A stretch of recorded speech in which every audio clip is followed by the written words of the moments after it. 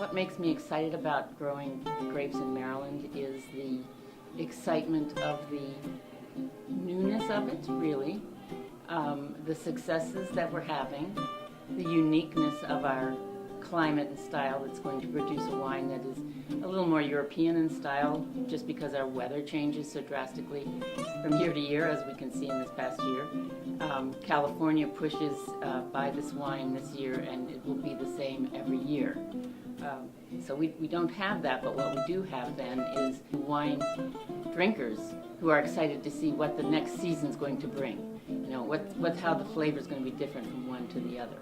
And that excitement, along with living in Maryland, which produces every variety of food and produce and meat, we just have a gluttony of wonderful gourmet opportunities that we can match our wines to. Well, there's two things when someone says, I don't like Maryland wine. Number one, you know right away that they don't know very much about wine, because wine is different no matter where you're tasting it, and it's different no matter who's making it. So first you have to take that into account when you answer the question. But the other side to that is it's so important for all the Maryland wineries to grow and prosper well and teach each other what tastes good and what doesn't taste good. You can't ever put something out there that is bad, because it's like a magazine, it'll be in your history forever. So if you explain to them, you know, the subtleties that you can get in a wine on the East Coast that you don't get in a wine on the West Coast. I mean, California has high sugar levels because they have a lot of sunshine, so they can get these big, bold, in-your-face kind of wines. And Oregon can get the same sort of thing with their Pinots, or Washington State.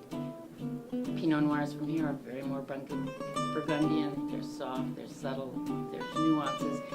And slowly, as you explain those and people begin to taste them, they begin to understand and begin to appreciate them for what they are. Growing grapes in Maryland is, the weather is the most continual surprise we ever have. Every year we think we've got everything under control and how you want to manipulate your fruit, and every year it surprises us with something. We've had years, because of our location and elevation, we rarely have any frost problems. So we've had some wonderful years where we've had extremely long growing seasons where other wineries were hit in October with frost, and we picked at the end of November. Those have been fabulous years. We're going to talk a little bit about the Pinot Noir. We're one of only a few wineries that grow Pinot Noir. We were the first to grow it in 1998. It's a great red wine. It's dry, but it has